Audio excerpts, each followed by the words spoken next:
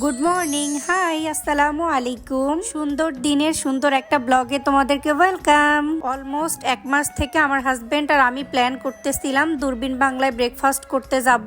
তবে আমার হাজবেন্ডের অফিসের প্যারার কারণে সকালবেলা আমাদের বের হওয়া হচ্ছে না। তো আমরা কিছুদিন আগে বের হয়েছিলাম বাসা থেকে, মেবি 8টা না 9টার দিকে বের হয়েছি যে আজকে আমরা ব্রেকফাস্ট করতেই যাব।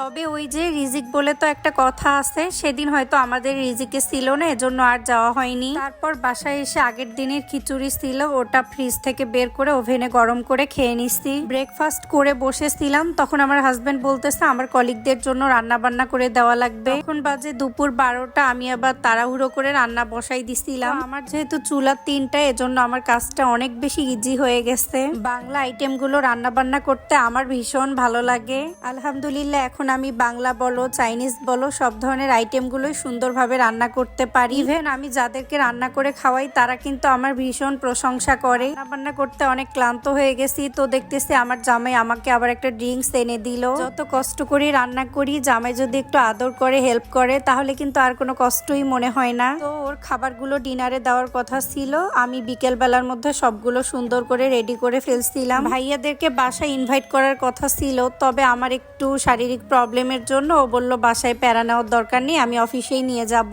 আমার হাজবেন্ডের সেদিন নাইট ছিল, এজন্য সে রাতের বেলায় খাবারগুলো নিয়ে গেছে। তো আজকে এ পর্যন্তই, তোমরা ভালো থেকো, আল্লাহ হাফিজ।